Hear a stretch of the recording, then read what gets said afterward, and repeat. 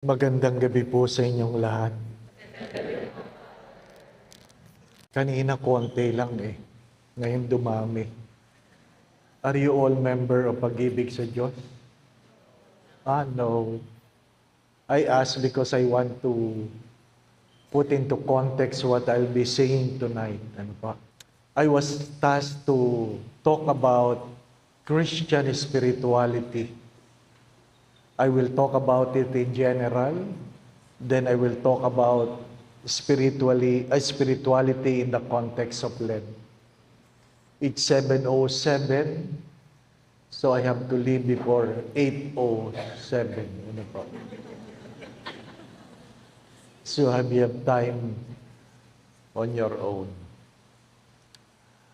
First, it's good to understand that the road to holiness varies according to our own giftedness. There's no single road to holiness. As perhaps you have noticed this, some people find it okay to do some action songs. Other people don't find it easy. That's why even in the religious life, there are different orders because there are different charisms. Not all are called to be Salesians. Others are called to be Carmelites, Jesuits, Benedictines, so on and so forth. It is according to our own giftedness, and perhaps we are drawn to different charisms where we feel we can grow more in our relationship with God. My dear friends, my brothers and sisters, three things you have to understand. Theology make a statement about faith. Theology makes a statement about faith.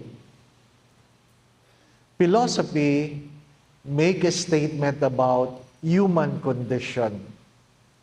But spirituality speaks about our journey towards God. Our journey towards God. When we talk about theology, when you talk about creed, it is something you cannot change. The creed will never change. The creed, what we believe, will never change. It will be there forever. Every time we profess our faith, that's the creed, it will never change. The code, the way of life, sometimes vary, but it will remain. It will be dictated according to the Decalogue. What is the Decalogue? According to the 10 Commandments. The 10 Commandments will never change. So, the creed, the code will never change. But the cult, C-U-L-T, the cult, or the liturgy, have changed through the years. Have changed through the years, even though liturgy is what we call the official prayer of the church. Liturgy is the official prayer of the church. It varies. Some people would say, we must keep the Latin Masses because it brings them closer to God. But other people say, I would rather do my Mass in a language I can understand so that I can talk to God personally. Because whether you like it or not, the expression with regards to faith varies. Hindi natin pwedeng ikulong in a simple term. Ano po? We cannot put in a box how we should worship God. It varies. If you use in terms of ages, the children would like to pray in a different way compared to older people. Alam natin yan. Kaya nahihirapan ng mga bata na pilitin mong imbitahin sa gathering ng matatanda. Di po ba, anak? Nung nagkaroon ng World Youth Day sa Pilipinas, so, gabi pa lang nandun na yung mga kabataan, at nang umaga, nagdatingan ng matatanda. Sumisingit sila, sumisingit. Ano po? They want to see the Pope. And some children, the youth said, "This is a World Youth Day. Please, old people, this is not for you. Ask the Holy Father to have a World Old Day." Why? Because sometimes we vary in terms of expressing our faith. So I want you to understand this, that spirituality is a journey that I might be or will be different in the way you are being called. Many people knew this when I realized I'm called to the priesthood. My first love is to be a Carmelite. I really want to be a Carmelite. I want a quiet life. I don't want doing these things. Ano po? I want to be inside the walls of a monastery because I have a need for 3 S's. 3 S's. I want silence, I want space, and I want sleep. Honestly, I know I can grow in my spiritual life in silence. In silence. And sometimes, if not more often, I get irritated when my environment is noisy.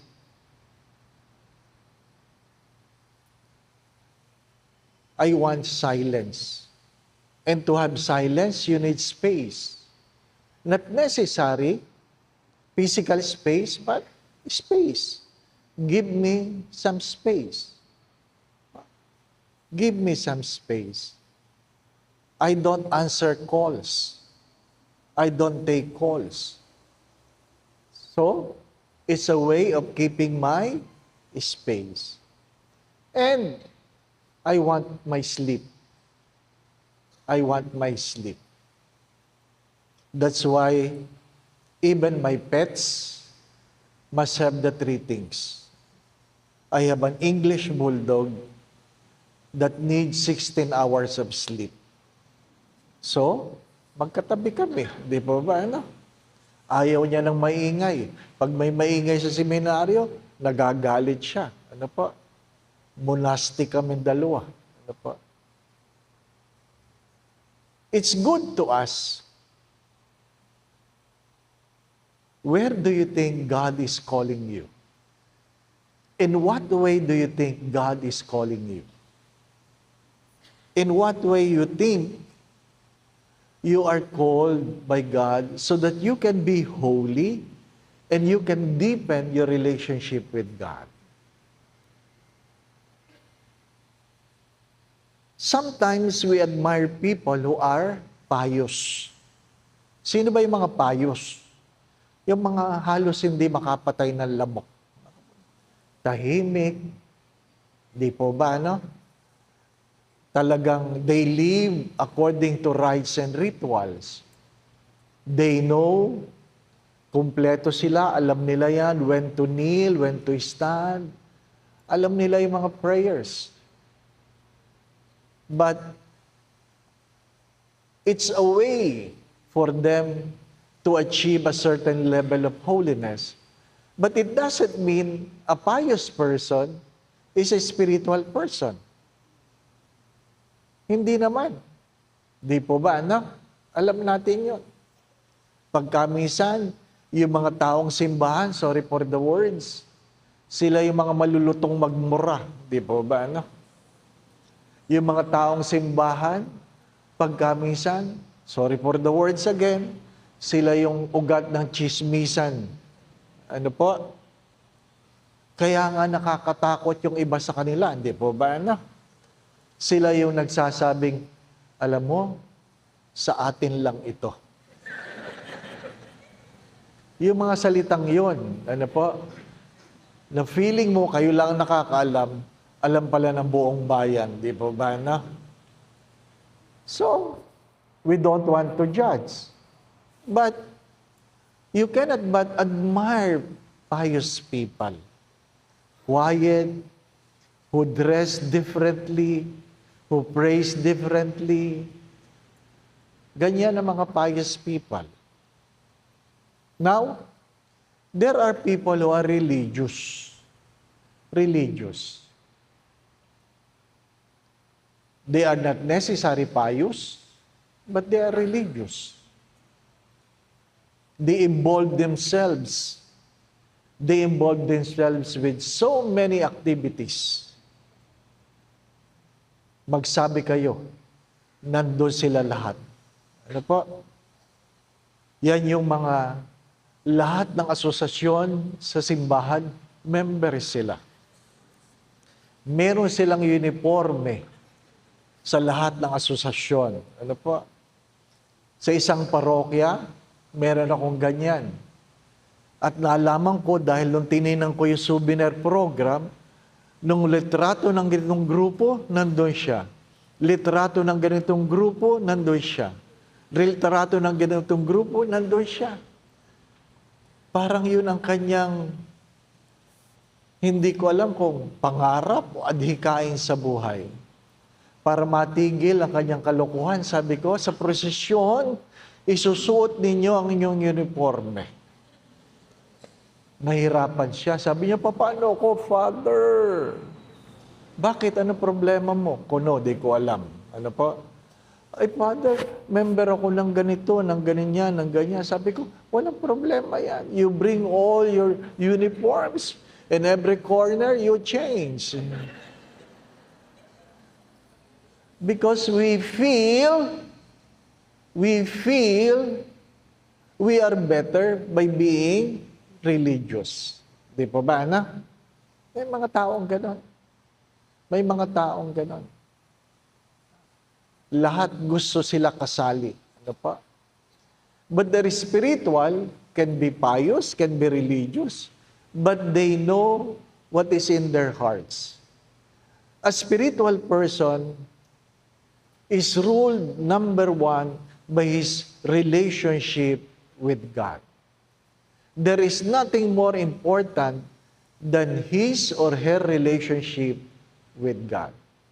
Because you can be a pious person, you can be a religious person without a personal relationship with God. Naintindihan po ninyo?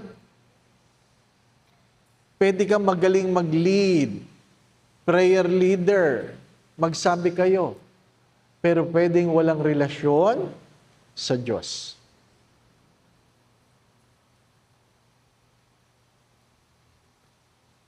A spiritual person primarily geared himself in his personal relationship with God. And when we talk about personal relationship with God, it is ruled by obedience. Obedience. Ano pa? They are people who never compromise the relationship with God. Alam nila kung anong mas mahalaga. Alam nila kung anong mas makakabuti.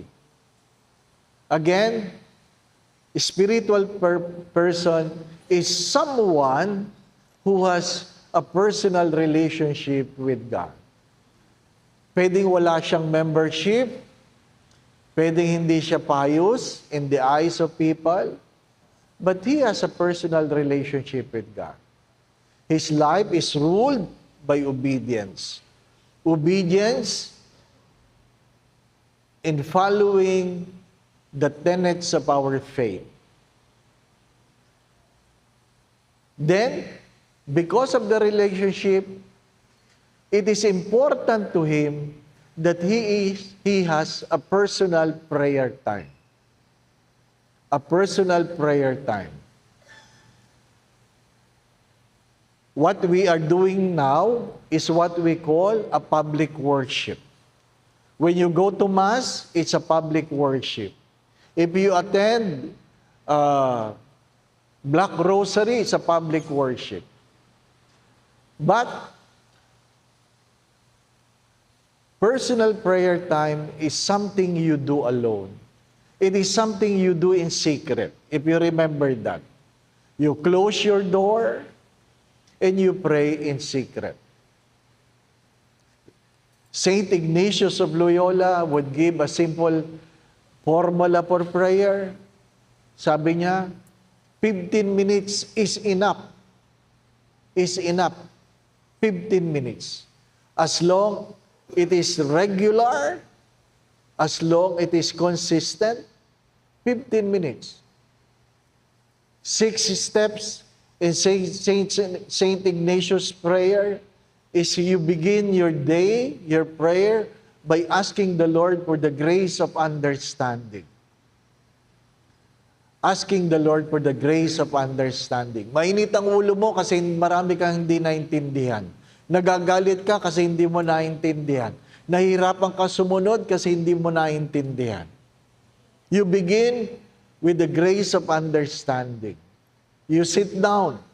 Do you kneel? No. Saint Ignatius of Loyola would sometimes pray lying in bed. It is not the posture that is more important. What is important is the relationship. He begins with asking for the grace of understanding. Then, you begin, the next steps is you ask for the grace of gratitude. Because when you begin to understand, you begin to appreciate. You begin to appreciate. If you begin your day with gratitude, then you will be happy. As many times I've said this, the secret of a happy life is a grateful spirit. Not all happy people are grateful people, but all grateful people are happy people. Kaya kung miserable yan, reklamador yan. Notice yourself. If you are miserable, you're a person who grumbles a lot. You complain a lot. Third, to pray is to be aware of how you feel. The Lord honors how you feel.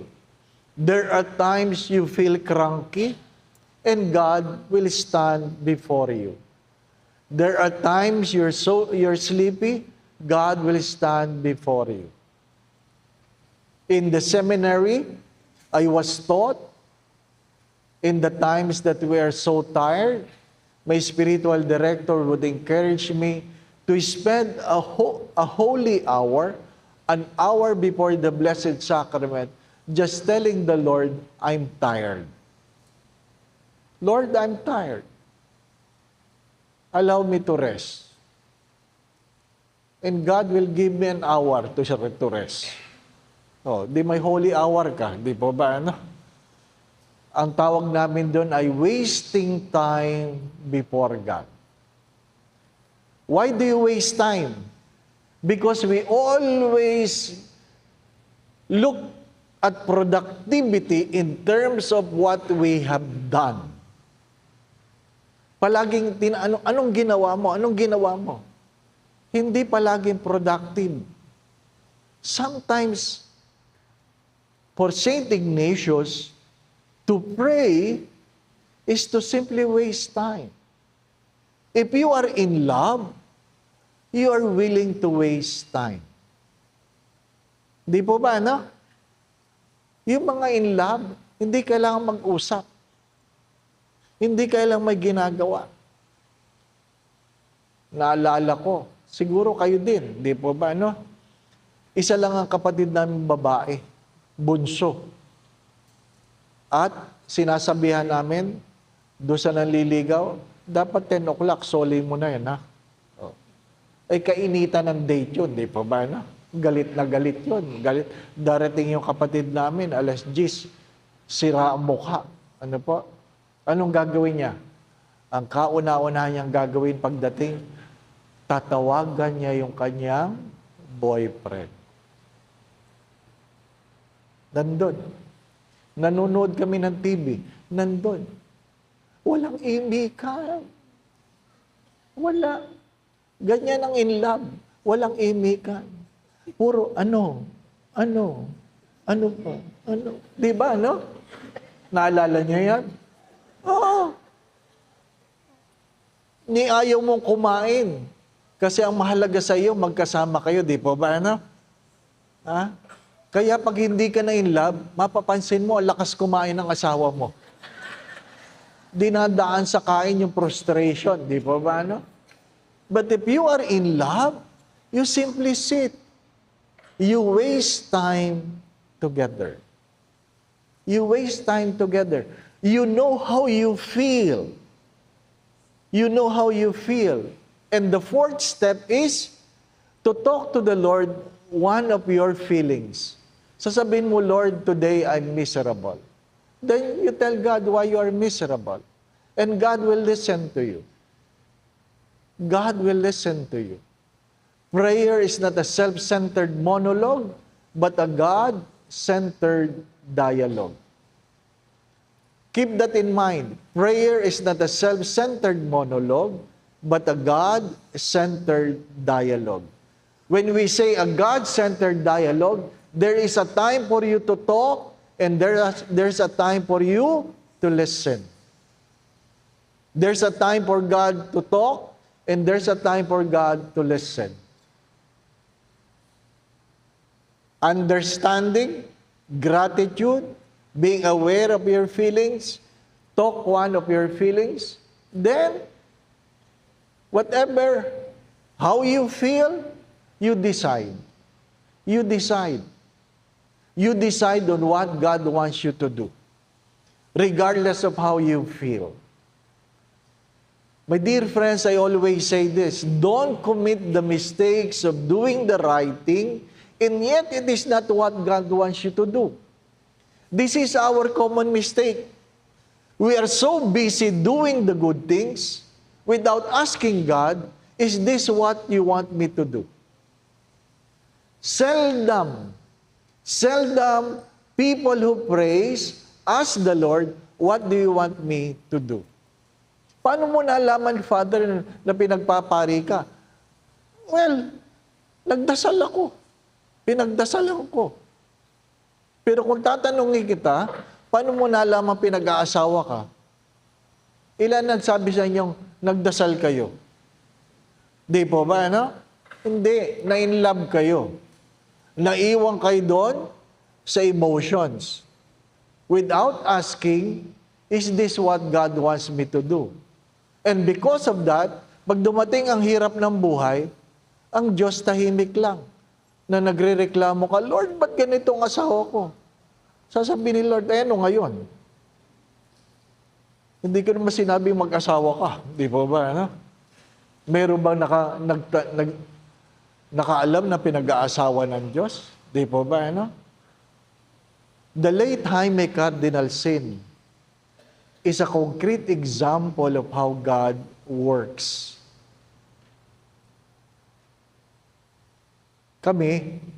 Panahon kami ng yumaong Cardinal Sin. And we have to have our phone, hindi pa uso ang cellphone nun. Yung pang dinadayal, hindi, nabot niyo, di po ba, na? Katabi, ha? May kordon. Katabi ng kama mo yon. Why? Because the late Cardinal has the habit of calling his priest 3 o'clock in the morning. 3 o'clock in the morning. He prays at 3 o'clock in the morning, and after the prayer, sometimes he calls his priest at 3 o'clock in the morning. Oh, pag ikaw natawagan ng alas 3 ng madaling araw, ha? Hello? Father Dave, how are you? Alam mo ang boses niya, di ba? Your Eminence, good morning. Yes, I've been thinking about you. Wow, how touching. Di ba? How you wish he never thought about you. At bigla niya sasabihin, by the way, I want you to move on Monday. What do you mean, Your Eminence? You transfer parish. At 3 o'clock in the morning, di ba? Are you okay? Alam ka naman sabihin mong hindi ako okay, di ba ba? Ano? Kasi nung inordinahan ka, do you promise obedience to me, to my successor? Yes. Di ba? Regardless how you feel. Regardless how you feel. Kaya yung isang pare, sabi niya, oh, next week you transfer. Sabi ng isang pare, isang monsignor, oh, Your Eminence, can I pray about it? Sabi niya, yes, that's good, you pray. You pray, but you transfer. It means regardless how you feel, you obey. My dear friends, my brothers and sisters, understanding, gratitude, emotions, feelings, decisions, and Saint Ignatius of Loyola said, you can never wrong by praying the Lord's Prayer because Jesus taught it. You conclude your prayer by praying the Lord's Prayer. 15 minutes a day. If you are consistent, it will make you grow in your relationship with God. Because you can go to Mass and spend the whole hour, but your mind is somewhere else. Di ba ba, anak? Marami sa atin nagsisimba, malayong isip. Marami sa atin nagsisimba, sorry for the words, natutulog lang eh. Di ba ba? I'm sure dito masarap matulog. Di ba ba? No, aircon eh. Feeling mo nasa langit ka na. Di ba ba? Ano? Ha? Kitang-kita ka ng pari, nakanganga ka dyan. Pagmulat mo, nakangiti siya sa iyo. O di ba? At anong gagawin ninyo? Ha? Father, I like your homily. What did I say? Basta, it's beautiful. Di ba, anak? Ganyan tayo eh. Ha? We are so particular with the things we do. In a sad story, some people would even go to Mass without knowing what part of the Mass you are in. Mayroong isang pari, dahil mali ang choir, nagkamali yung matandang pari. Ano po?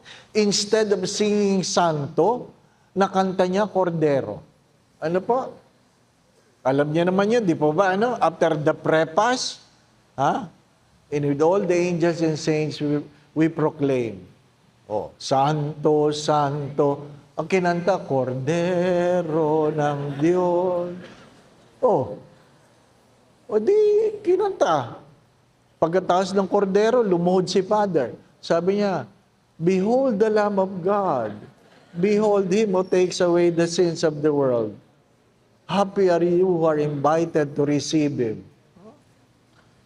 O, di communion. Lahat nagtatanong, sabi niya, ang iksi ng misa. Ang iksi ng, parang may kulang. Even the lay minister giving communion, parang may kulang. Why? Because we are so particular with what we do, forgetting the essence of why we are doing those things. Di po ba, ano? Natatawa kayo, pero yan ang ating problema. As Wednesday, yan ang palaging problema ko. Ano po? Nakapila ka na sa Ash Wednesday. Bakit ko ginagawa pagkatapos ng misa? Hindi mo pwedeng gawin yan after the homily. Kasi feeling ng mga nakapila sa homily, communion yan. Ano po? Magpapalagay ng ostya, nakanganga.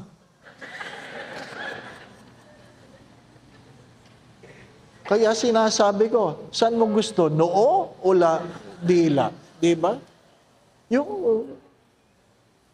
Kaya pagkatapos ng misa ginagawa, para alam mo, hindi yan communion. There are a lot of things we do where our mind is not in it. Di po ba, no?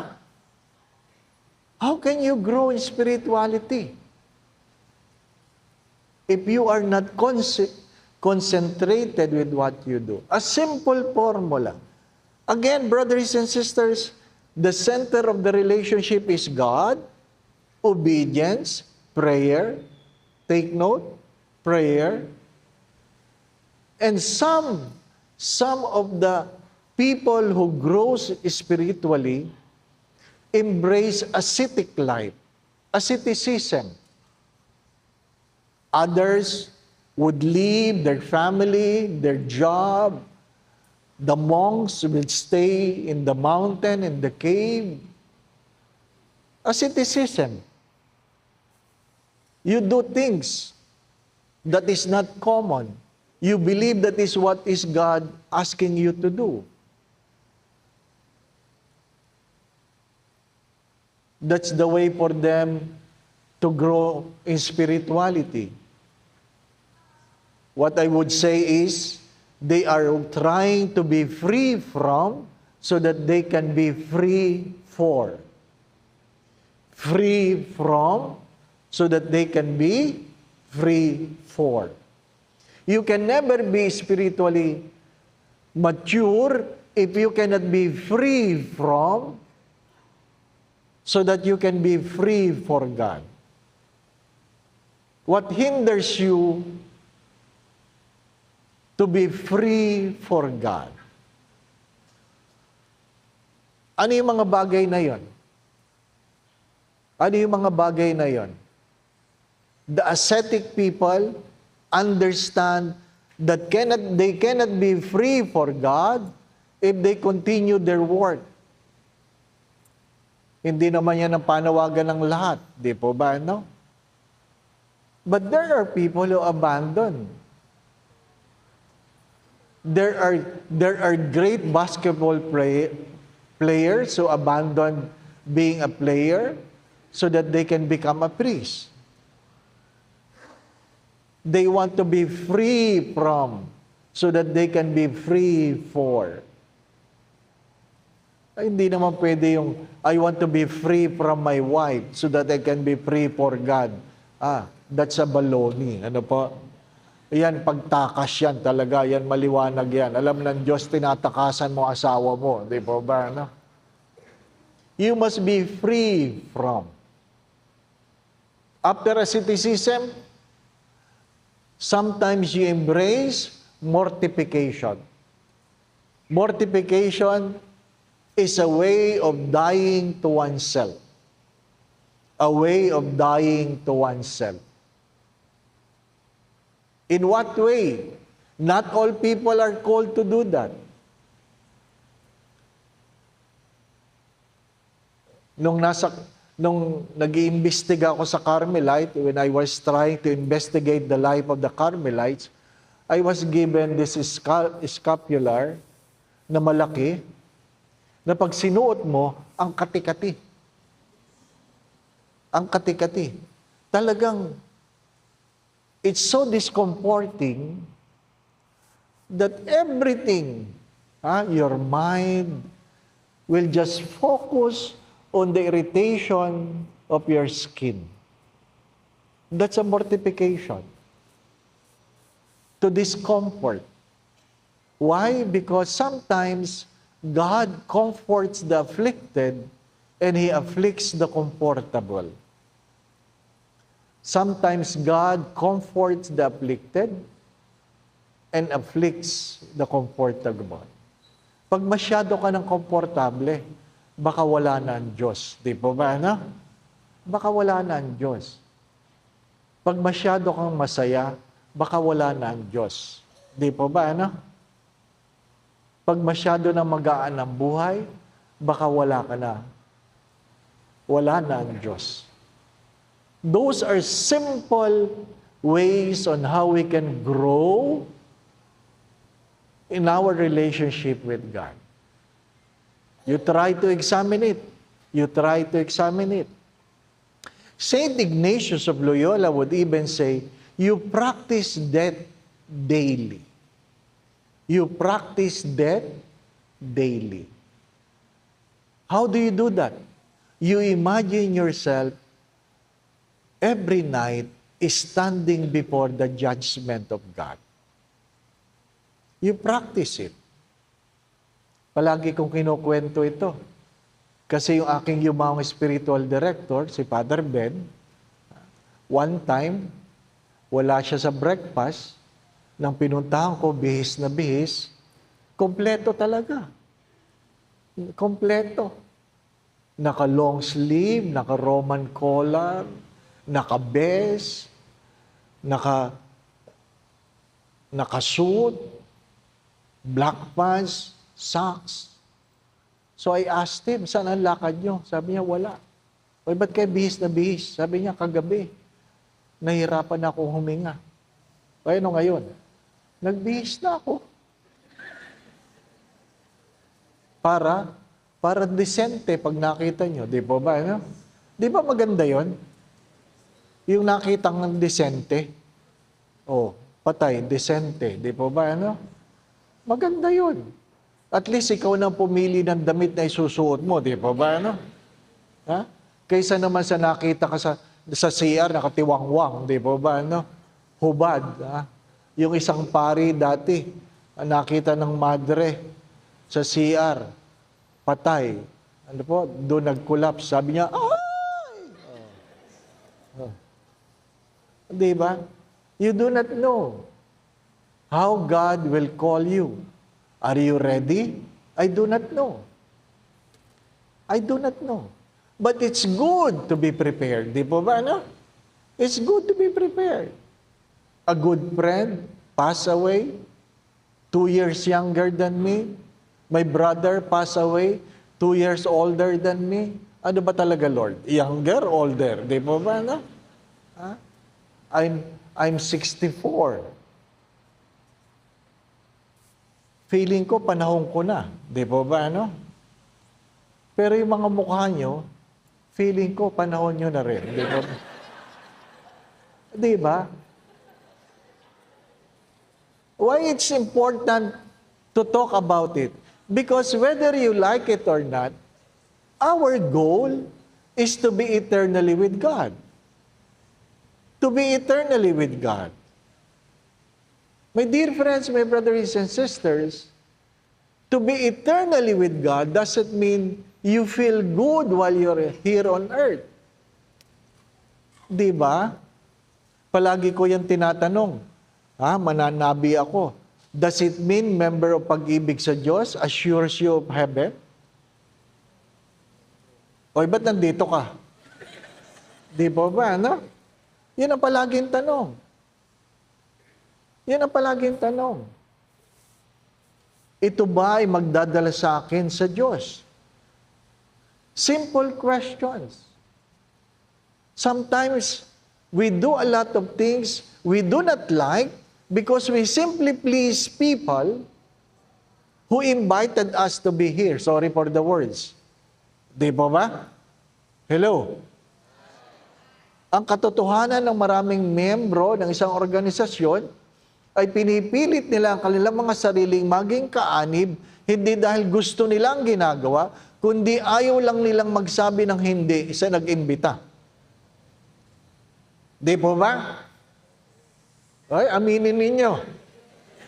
Kaya pag nawala yan, nawala ka na rin. Di po ba? Mga minamahal na mga kapatid, I rather walk alone going to heaven than walk with a company away from God. Yan ang katotohanan. Spirituality is a relationship not among ourselves, but primarily to the God whom I know created me. Siya ang gumawa sa akin, sa Kanya ako magbabalik. Kaya kahit anong nangyayari sa akin, maliwanag. Maliwanag. Anong sabi ni Teresa of Avila? Pinahihirapan siya ng Diyos. Bakit mo ako pinahihirapan? Anong sabi ng Diyos sa kanya? It's how I treat my friends. It's how I treat my friends. So, ang tanong ko doon, pag hindi ka ba nahihirapan, hindi ka ba kaibigan ng Diyos? Di po ba, ano? Baka nga naman, di ko alam. Ano pa? Pero ano sabi nila? Ano? Nung ako'y nagkakasakit, nandun ka. Nung ako'y nawalan ng pera, nandun ka. Nung nawalan ako ng trabaho, nandun ka. Diba? Nung muntik na ako mamatay, nandun ka. Ano? Nung namatay ang mga kaibigan ko, ang mga kapatid ko, nandun ka. Ang feeling ko, ikaw ang dahilan ng problema ko. Nandun ka palagi, di po ba? Ha? Mamili ka ng kasama, di po ba? Ano? My dear friend, seriously, if you are stripped with everything, what is left in you? Seriously. Tinatanong ko yung isang mayaman.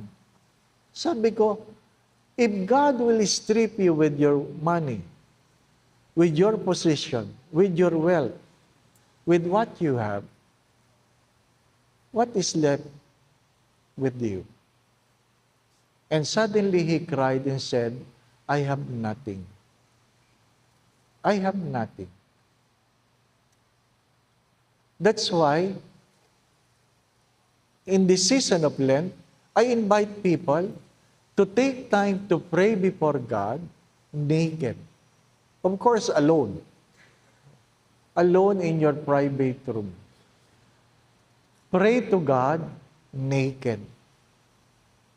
Without everything. Even without your eyeglasses. Naked. Without everything. And you ask yourselves, what do you have? What do you have? And you might find it sad that you don't have God. You only have membership to this, to that. You only have this and that. But you have nothing. Lent is a time to examine ourselves. Who am I? When you pray, do your prayers really make you a better person? When you give alms, did it really hurt you? Kapag ikaw ay nagbibigay, nag-aabuloy, nang hindi ka nasasaktan, hindi yan pag-aabuloy. You are giving from your excess. Because generosity, as many times I have said this, is never about how much we have given, but how little we have kept for ourselves. Real generosity is never about how much we have given, but how little we have kept for ourselves. Almsgiving, you have to do it in secret because it hurts. It must hurt. It must trouble you. It must trouble you. If your fasting doesn't trouble you, then you might just be doing some diet. It must trouble you. Again, prayer, the discipline of Lent, prayer must bring you closer to God. It must make you know what is God asking from you. Take the courage to ask. Remember that Abram was called at the age of 75. So you are not that old to be called. He was called at the age of 75. Pinag-uusapan namin ito kasi ang retirement namin 75. Sabi nung kabats kumpari, sabi, ang retirement natin 75. 58 pa lang ako, nanginginig na ako. Oh. At least alam mo, hindi po ba, ano? Walang bakasyon sa Diyos. Walang bakasyon. If you really love God, you are willing to obey God. You are in the disposal of God. You are in the disposal of God. My dear friends, my brothers and sisters, Lent is just not a season. Lent is an invitation to embrace a way of life. Take note of that. Lent is not just a season, it is an invitation to embrace a way of life. A way of life being stripped of what you have, what you like, what you love, what you boast, what makes you comfortable. Try to pray naked. Try to pray naked. And you begin to realize you have nothing to boast before God. Kaya tayo, sorry for the words, pinipilit nating ayusin ang mga sarili natin. Sometimes it is never about ourselves. It is how we want to be perceived by other people. Inaayos mo ang sarili mo not because you love yourself, but because you want to be perceived by other people as someone okay. Di ba? Mahilig tayong mga Pilipinong okay.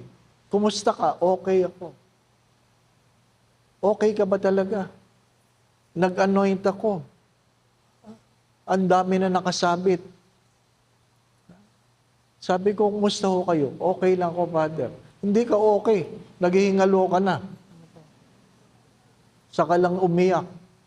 Oo nga, Father, di ako okay. Di ba? Mahilig tayong mag-okay kahit hindi tayo okay, di ba ba? No? What are the little things that God has been asking you to let go so that you can be free for Him? Wala naman akong malaking kasalanan, Father. Don't forget that. Wala naman akong malaking kasalanan. You might go to hell because of the little sins you have taken for granted. Di ba ba? No?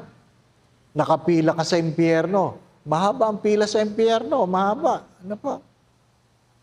Habang nakapila kayo, ba't ka papunta sa impyerno? Nang babae ako. Ah, okay. Ikaw, nang lalaki ako. Ah, okay. Ikaw, nagnakaw ako. Ah, okay. Ikaw, anong ginawa mo? Ah, nakapatay ako. Ah, okay. Tapos, lahat titingin sa iyo. Ikaw, anong ginawa mo? Nag-uwi ako ng coupon van. Saan? Sa opisina. Malungkot na kwento yun. Punta ka sa impyerno dahil nag-uwi ka lang ng coupon van. Di ba ba, no? Marami sa inyo nag-uwi ng coupon van. Di ba? Hindi sulit. Hindi sulit. Ha? Kung mag-uwi lang kayo, damihan nyo. Hindi sulit ang pagpunta sa impyerno na paila-ilang coupon van. Di ba ba, no?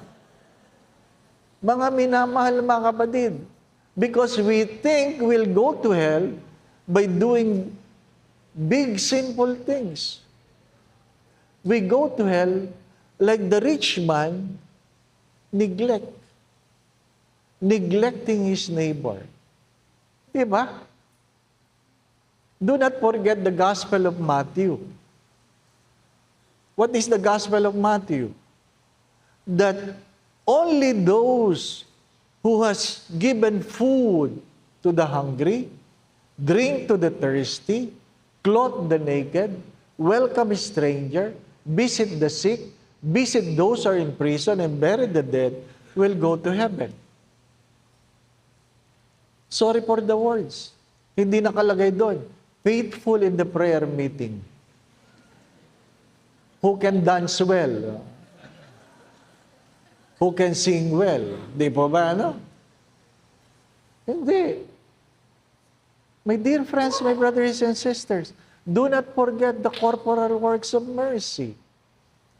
Spirituality will move you from yourselves towards others.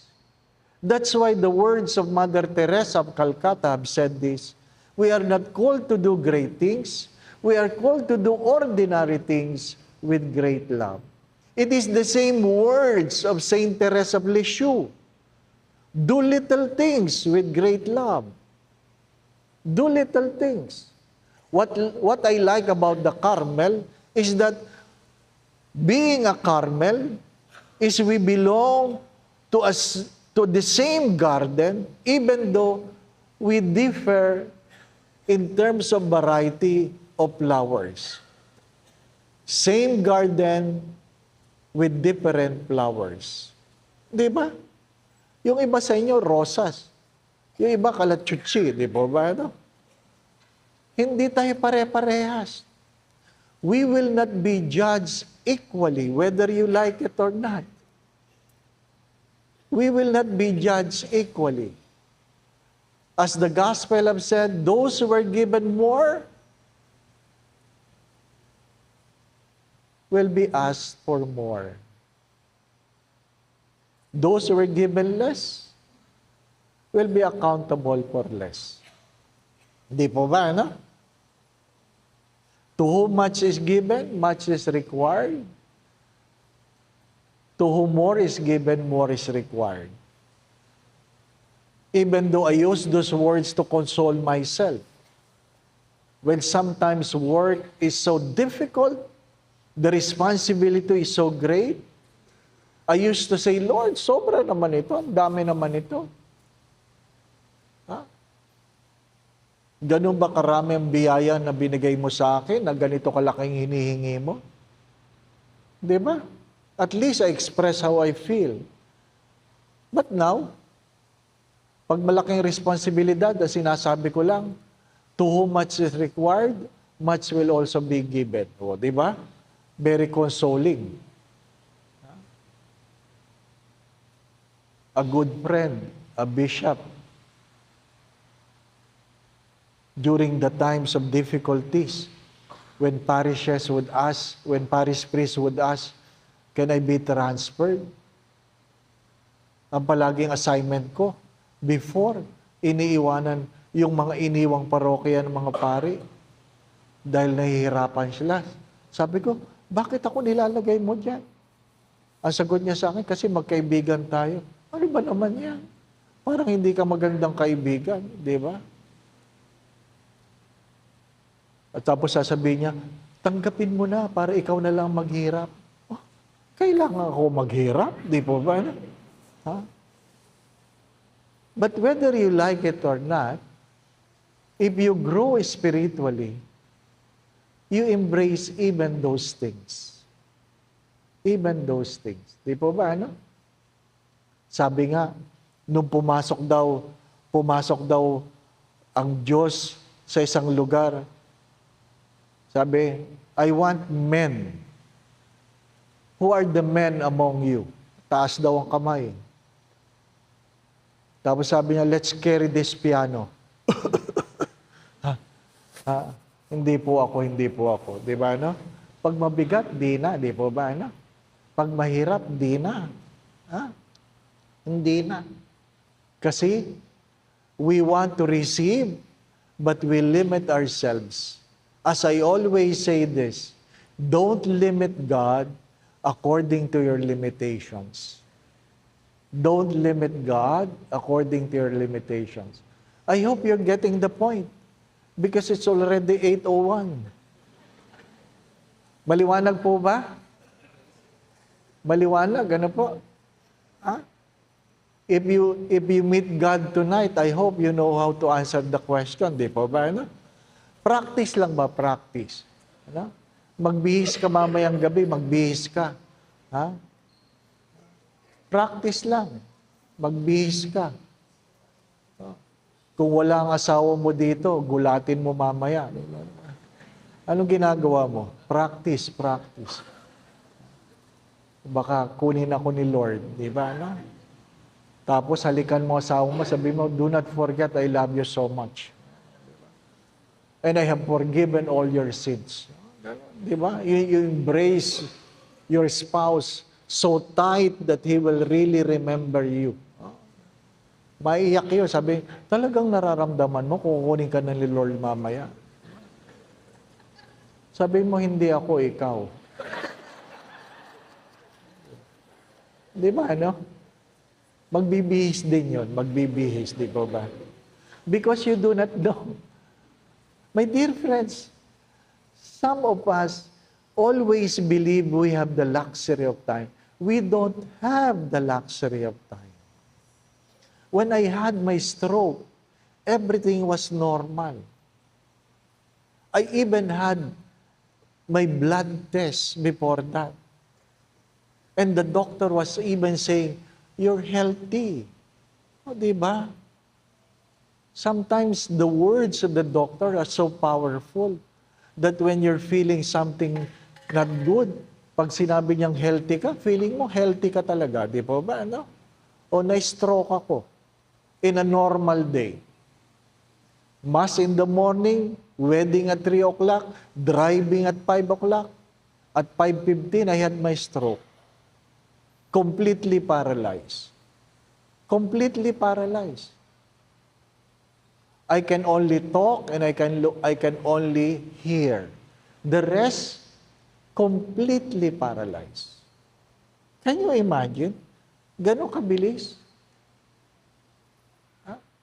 Kaya nung inilipat ako ng hospital, from one hospital to another, ano sabi ng doktor na nakakita sa akin? Tinawagan niya yung kaibigan kong doktor. Dinig ko pa man din. Sabi niya, Father Dave might not make it. Gusto kong makita sarili ko, ano ba tsura ng might not make it? Di ba ba? Ano? Ano sabi? Kasi maitim na mga kuko mo. Ibig sabihin, wala ng oxygen yung mga daliri mo. Di ba ba? Ano? Oh. Ganun talaga. I cannot even move the beads of the rosary when I was praying. Wala. Hindi ko matapos yung stay with me, Lord. Wala. Kaya sabi ko, Lord, kung gulay din lang, patay na lang. Diba? If we are given the options, kung gulay rin lang, patay na lang, Lord. Patay. Diba, no? Kasi, sino mag-aalaga sa akin? Diba? Hanggang kailan ako aalagaan? Hindi nyo alam. Mahirap mag-alaga ng may sakit, di ba ba, no? Nag-alaga na ba kayo? Mahirap mag-alaga may sakit. Kaya nga yung mga caregiver, yung isang matanda, na inanoint ko, 10 years na nakahiga. Sabi ko, Lola, anong gusto mong regalo sa'yo? Sana bigyan pa ako ni Lord na another 10 years. Sabi ko, grabe, hindi kayo napapagod humiga. Okay lang, Father, okay lang. Ano? Sabi nung caregiver, di ko na kaya. Sumusuko na yung caregiver, di ba? No? Kasi hindi ikaw nag-aalaga. Di ba? Nobody knows. Nobody knows. Nung 1:30 in the morning, ililipat na ako sa ICU. Alam ko ng plano nila. 1 month ako sa ICU. Mga 5 months daw ako sa hospital. Ganon. Ang malaking problema nung nando ka pa lang sa emergency room, sinabi sa iyo ng head nurse, Father, ililipat ka na namin. Okay po. Alang-alamang sabihin ko, wag. Paralyzed ka di po ba? Ano? Di mo nga may galaw ang sarili mo. Itong nakakatakot. Father, you need to wear diaper. Ay, ang hirap. Alam niyo ba yun? Imagine nyo, nakahiga kayo and somebody will say, you will wear diaper. Paralyzed ka. Hindi ka naman makatanggi. Sasabihin lang sa'yo, blow by blow. Father, tatanggalin ko ng pantalon mo. Di ba? Ini-imagine mo, tinatanggalin pa nila. Father, ibababa ko ng brief mo. Ah, di ba? Mas kakaiba yung imagination, di ba ba? Ano? Gusto ko masabi ko, sino kayang mga tao dyan? Sino kayang mga tao dyan? Di ba? Ano? Bakit? Ha? Pari ako eh. Di ba? Nung binababa na, sabi ko, Lord, makikita na nila, Lord. O natatawa kayo, di ba ba? Ano? Kayo yon, ha? Ang hirap nun. Kaya nung gumaling ako, iniimbitahan ako magsalita sa Cardinal Santos, tumanggi ako. Hindi dahil hindi ko alam yung topic. Hindi ko kayang sikmurain, di ba ba? Ano? Sino kaya mga nakikinig dito na nandun? Di ba ba? Ano? Di ba? Nagmimisa ka, the Lord be with you. At yung nagsisimba, ay nakita ko na yan. You do not know how God will humble you. Excuse me. You do not know. Unless you know your relationship with God is greater than all these things. You do not know, brothers and sisters. You do not know how God will humble you. Kaya nga, mag-practice ka na. Magdasal kang hubad. At makita mo mga bagay. Di ba ba, ano? Oh, kung gusto mong ma-feel ang pakiramdam ng unang mga magulang na nagkasala, o di kumuha ka ng dahon ng fig tree. Di ba ba, ano? Itakip mo dyan, di ba? But it's the same banana. Di ba ba, ano? At the end, all of these things will not matter. Because you can no longer sing, you can no longer dance, you can no longer pray. Name it. What are the things you're proud of? That day, you can no longer do it. If you are boasting to God what you can do, at the end, you will be nothing. Spirituality is all about nothing. Nothing before God, knowing that you are loved for your own nothingness. You are loved for your own nothingness. My dear friends, brothers and sisters, whether you like it or not, it's 8:09. I hope maliwanag. Di po ba, ano? Magkaiba ang pious, magkaiba ang religious, magkaiba ang spiritual. The creed will never change, the code will never change, but the way we pray will always change. Our relationship with God will not be based on how we pray. Our relationship with God will always be measured on how deep is our relationship with Him. Founded in obedience, founded in Christ, founded in prayer. Others are invited to asceticism, mortification. But at the end, brothers and sisters, at the end, learn to be nothing before God. Learn to be nothing. As I always say this, there is nothing you can do to make God love you more, and there is nothing you can do to make God love you less. Do not forget that. There is nothing you can do to make God love you more, and there is nothing you can do to make God love you less. When I was depressed, 2 words that keep me and keep my sanity. And what is that? Those words are the same words I've used and been using all the days of my life now. Ano yun? Alam kong mahal ko ang Diyos at alam kong mahal ako ng Diyos. And I think that is the most important thing. Na alam mong mahal ka ng Diyos at alam mong mahal mo ang Diyos. Madalas alam mo lang mahal ka ng Diyos, pero ang tanong ay, mahal mo ba ang Diyos? Yun ang malaking tanong. Lent is never about sin. It is about the love of God in spite of our sinfulness. Alam kong mahal ako ng Diyos. The foundation of our spiritual life is knowing that we are loved by God in spite of. Amen? Glory be to the Father, to the Son, to the Holy Spirit.